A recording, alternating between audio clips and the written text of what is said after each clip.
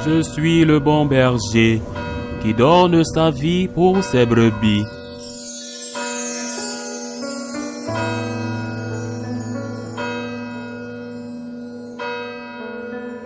En ce temps-là, quand Jésus apprit la mort de Jean le Baptiste, il se retira et partit en barque pour un endroit désert à l'écart. Les foules l'apprirent et quittant leur ville, elles le suivirent à pied. En débarquant, il vit une grande foule de gens. Il fut saisi de compassion envers eux et guérit leurs malades. Le soir venu, les disciples s'approchèrent et lui dirent: l'endroit est désert et l'heure est déjà avancée. Renvoie donc la foule qu'il aille dans les villages s'acheter de la nourriture. Mais Jésus leur dit: ils n'ont pas besoin de s'en aller. Donnez-leur vous-même à manger. Alors, ils lui disent: nous n'avons là que 5 pains et 2 poissons. Jésus dit: apportez-les-moi. Puis, ordonna à la foule de s'asseoir sur l'herbe. Il prit les 5 pains et les 2 poissons, et levant les yeux au ciel, il prononça la bénédiction et rompit les pains. Il les donna aux disciples, et les disciples les donnèrent à la foule. Ils mangèrent tous, et ils furent rassasiés. On ramassa les morceaux qui restaient. Cela faisait 12 paniers pleins. Ceux qui avaient mangé étaient environ 5000, sans compter les femmes et les enfants. Acclamons la parole de Dieu. Le miracle de la multiplication des pains et des poissons fut avant tout et en premier lieu un véritable miracle.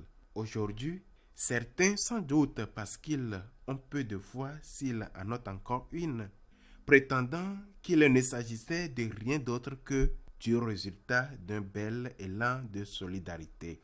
Chacun aurait mis en commun le peu qu'il possédait et il en serait resté 12 corbeilles. Eh bien, voilà une véritable solidarité extraordinaire, car enfin, comment aurait-il pu rester 12 corbeilles après avoir nourri toute cette foule? Ceux qui partagent cette interprétation semblent supposer que certains ne mettaient pas simplement en commun le peu qu'ils avaient, mais qu'ils disposaient de quantités immenses, peut-être même de camions entiers remplis de pain. Le véritable problème est qu'ils ne veulent pas reconnaître que le Christ est Dieu et que parce qu'il est Dieu, il a accompli des miracles. Oui, il en a accompli et celui-ci en est un. Peut-être est-ce le plus spectaculaire parce qu'une foule immense en fut témoin. Pourtant, ce n'était qu'un miracle parmi d'autres. La résurrection de Lazare était encore plus difficile à accomplir. Et sa propre résurrection est le plus grand miracle qui dépasse tous les autres. Le Christ est Dieu. C'est pourquoi il accomplit des miracles. Et celui-ci en fait partie. Cela étant précisé, il est également vrai qu'il doit y avoir de la solidarité entre nous. Le Seigneur accomplit son miracle à partir de notre amour. Il faut une matière première et cette matière première, ce sont ces 5 pains et ces 2 poissons. Il faut qu'il y ait quelque chose sur quoi le Seigneur puisse agir. Il n'a pas fait apparaître les pains et les poissons à partir de rien. Il aurait pu le faire, oui, puisqu'il est le Créateur. Il est Dieu, mais il ne l'a pas voulu ainsi. Il nous enseigne par là: mettez en commun ce que vous avez, donnez ce que vous possédez, et moi je ferai le miracle et je le multiplierai, mais vous, faites votre part. Il nous disait aussi: vous ne pouvez pas attendre de moi que je résolve tous les problèmes à coups de miracles. Faites ce qui est à votre portée et non ce qui vous dépasse. Si vous n'avez pas 50 camions de pain et de poissons, comment pourrez-vous les offrir? Mais si vous avez 5 pains et 2 poissons, alors donnez-les. Moi, j'accomplirai le miracle à partir de votre amour. de votre solidarité, de votre charité. C'est sur ce peu j'agirai. Mais vous faites votre part. Oui, faites votre part. Voilà l'enseignement que le Seigneur nous donne aujourd'hui. Donnez-leur vous-même à manger, dit-il à l'Église. Moi, je ferai les miracles, mais vous, apportez votre contribution.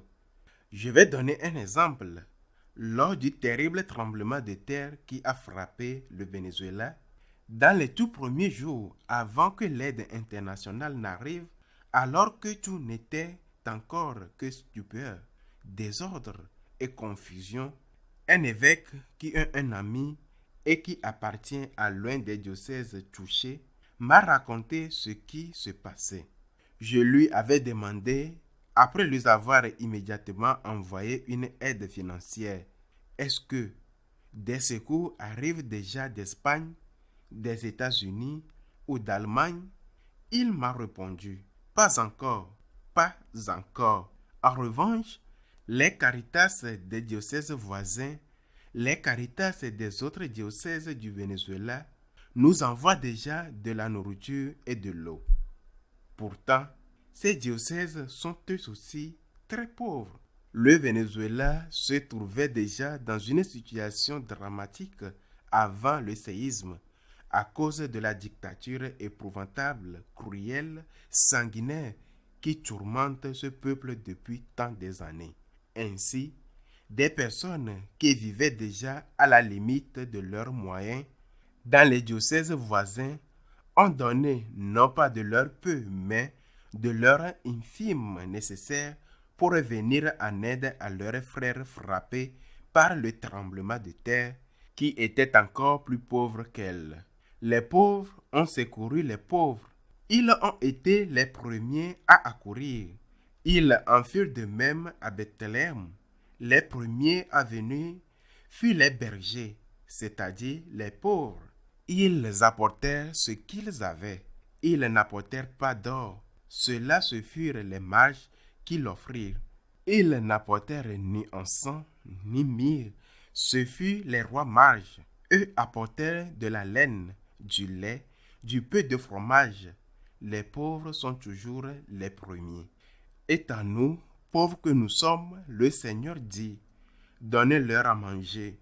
Il ne nous demande pas de donner ce que nous n'avons pas.